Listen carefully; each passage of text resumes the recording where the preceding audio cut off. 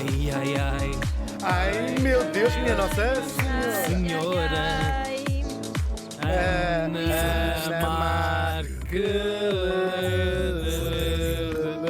Está vestida como um perna de push. Perna de pau. Mas um perna de pau deitado. Deitado. Vão ver nos vídeos É no isso. Facebook.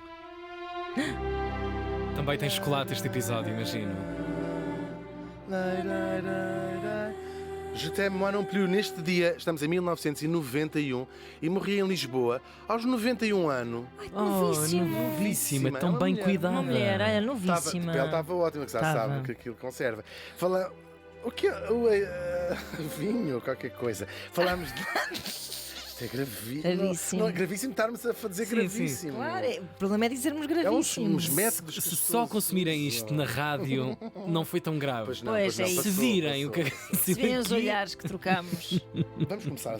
Neste dia, estamos em 1991 e morri em Lisboa aos 91 anos. Tão Uma nova. pele ótima, porque Uau, isto já se sabe. cuidava-se bem, conserva. sim. Falamos da datilógrafa portuguesa Ofélia Queiroz. Datilógrafa. Nunca trouxemos aqui uma Por datilógrafa. acaso é Pois verdade. não. Tantos datilógrafos tão esquecidos, não é? É verdade, e vamos aqui repor hoje A justiça. Presidente da A justiça. Ordem É Nacional. isso mesmo. Ofélia nasceu em 1900, também em Lisboa. Era filha de algarvios de Lagos. Não digo mais, não estou a brincar. Belíssima cidade onde fomos Passávamos já. por muito lá, felizes, fomos já. todos morrer em Sim, Lagos. sim. Ela era a mais nova de 8 irmãos, começa bem.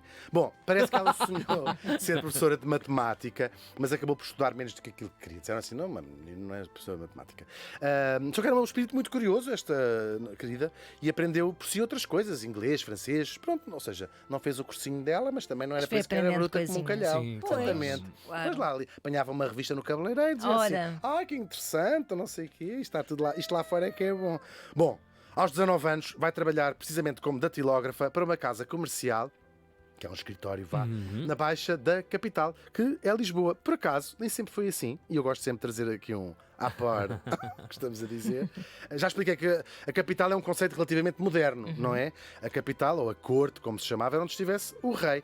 Assim, se disséssemos que o escritório ficava na Baixa da capital a um português do século XII, ele poderia pensar que estamos a falar de Guimarães. Grande beijinho para Guimarães. Grande beijinho para Guimarães. E a um português do século XIII acharia que estávamos a falar de um escritório em Coimbra. Grande beijinho para Coimbra. É verdade. E depois, ainda que depois disso a corte se tivesse mudado para Lisboa, se disséssemos a um português das primeiras 2 décadas do século XIX, ele poderia pensar que nos referíamos ao Rio de Janeiro, onde morou a família real depois das invasões francesas. Ou até em 2 períodos curtos e muito específicos, no século XVI, depois da morte do rei Dom Sebastião, e no século XIX, durante as lutas liberais, o tal português pensaria que o escritório ficava É na o Beio do Baixa Mato. da cidade. Não, da cidade açoriana de Angra do Heroísmo. Mas por acaso, mas o Belho do Mato foi também muito. sim. Foi só. É o tempo que Foi só durou durante lá. uma semana. Não, é aquelas horas que duram lá. assim. Cidades gêmeas, de resto. Cidades gêmeas. Angra e o Belo do Mato. Belho do Mato. Essa tua paixão enorme para Angra do Pela terceira, em particular. Mas por acaso não, neste ano de 1919 era precisamente em Lisboa que ficava este escritório. E lá está ela a bater à máquina quando conhece a Ana. Tu Opa, levas já com sério? uma caneta Sim. até. É só uma. É Não estava a bater à máquina teclas, no sim. sentido de. Oh, não sei o que lá cai. Eu às vezes chatei-me com o meu computador e bato-lhe também. Claro, ou com a máquina do café, ela Pois. estava a bater à máquina, assim, uns chocos valentes. Quando conhece um tipo de 30 anos que lá trabalha, que faz traduções lá comerciais lá para a firma. Bem parecido e Sim, tal. sim, bem parecido. Os dois lá olham um para o outro, ficam assim, oh meu Deus. A conversa vai, a conversa vem. Eles, claro, vão começar um estranho namoro. Eles encontram-se mais ou menos às escondidas. Ele insistia que ela não contasse a ninguém nem à família. Lá dão uns passeios, depois do escritório lá vão dar uns passeios por Adicionam-se abaixo. nas redes, no Instagram. Adiciona-se nas redes, não sei o quê. lá vão espreitando, mas falam-se sobretudo por carta. Escreve-lhe ele: gosto muito, mesmo muito da Ofelinha. Aprecio muito, muitíssimo a sua índole e o seu caráter. Se casar, não sei se casarei, se não consigo. E ela responde-lhe: agradeço muito os teus beijos e envio-te também muitíssimos e muitos chicorações apertados. Da tua, sempre mesmo muito tua, Ofélia.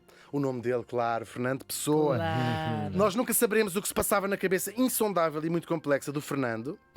Fana. Fana. Mas ele parecia lutar consigo próprio em relação a esta paixão. Foi sincera, pelo menos da parte dela, não temos qualquer dúvida que foi uma paixão. Do lado dele, é uma incógnita o que é que ele via de facto nesta Ofélia. Ao mesmo tempo que lhe escreve cartas, eles criam a sua própria linguagem, um baby talk Era ridículo. ridículo, sim, claro, como Lá são todas está, as cartas de amor, como escreveu o Álvaro de Campos. E Álvaro de Campos, não sei se esta parte tem presente, escrevi-lhe também a Ofélia.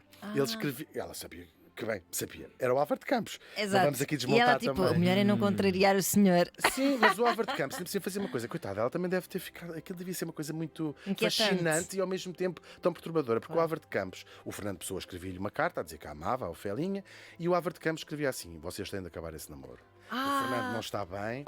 Eu não sabia disso. É verdade, é muito incrível. E dizia-lhe assim, e ela entrava naquele jogo, porque ao mesmo. Bem, ela tem 19 anos, não é? E ao mesmo 19, 20, depois ela, que já foi um ano mais tarde. Mas quer dizer, deve ser, nós todos conseguimos ir à nossa mente com 19 anos. Aquilo deve ser ao mesmo tempo fascinante, assustador, apaixonante. Quer dizer, tudo aquilo é muito, muito confuso. Claro, e diz o Álvaro de Campos, isto não tem pernas para andar, ele não está bem, essas coisas todas. E a coisa não teve, de facto, pernas para andar. O namoro durou de maio a novembro de 1920. Depois ele desapareceu com uma última... Eu fiz Ghosting. umas aspas. Quase. Não, escreve-lhe uma última carta em que lhe explica que o seu destino pertence a outra lei. Nós não sabemos o que sofreu ou não sofreu a Ofélia, mas imaginamos que sim, não é? A vida dela continuou. Eles gravitavam até no mesmo círculo. Um dos sobrinhos da Ofélia torna-se famoso como poeta, o poeta Carlos Queiroz, não de futebol. Nada bom, sim. Conhecido, Mista. poeta Carlos Queiroz. E ela vai convivendo com os Vitorinos de Mésio, os Almadas Negreiros, o Zé Régio, frequentavam a casa todos uns dos outros. Carlos também é amigo do Pessoa, mas de propósito ou não, os dois não se encontram durante muito tempo mesmo. Eles vão passar 9 anos até que se voltem a encontrar por causa de uma fotografia. Ela vê uma fotografia em casa do sobrinho, que é ele numa espécie de taberna, a beber um copo, e ela escreve-lhe a dizer: quero ter uma fotografia destas também. E ele escreve-lhe a dizer: apanhada em flagrante delito. É uma coisa assim Clássico. engraçada, claro. Eles voltam a namorar, depois de se encontrarem, por 4 meses apenas. É um namoro ainda mais peculiar do que o primeiro. Aqui o Fernando Pessoa já tinha entrado de facto num mundo só dele, dentro da sua cabeça, uma coisa cada vez mais críptica para ela. Ela escreve-lhe muito, ele quase nunca, portanto não respondia. Falam-se pelo telefone, também era assim uma coisa mais moderna, sim.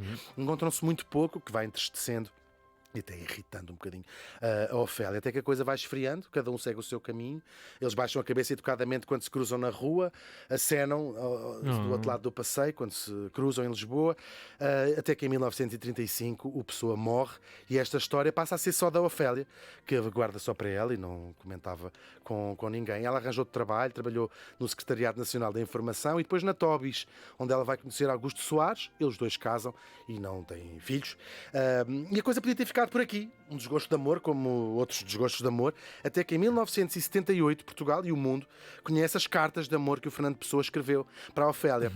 Ela na altura tem quase 80 anos e passa a ser famosa, conhecida por toda a gente, estudada na academia, deve haver muitas teses de doutoramento sobre as suas próprias cartas de amor, não é? E é citada em outras cartas de amor, de pessoas que usavam aquelas frases nas suas próprias cartas de amor. Só que a história está só por metade, não é? Foram publicadas em 78 as cartas que o Fernando Pessoa escreveu. E ela pede a uma sobrinha que um dia se publiquem as outras cartas, as suas próprias cartas para o Fernando Pessoa. Ela morreu em 1991 e depois em 1996 são publicadas as cartas de que a Ofélia, as respostas da Ofélia, se quisermos, que estão, hoje em dia já estão publicadas no mesmo livro, no mesmo volume.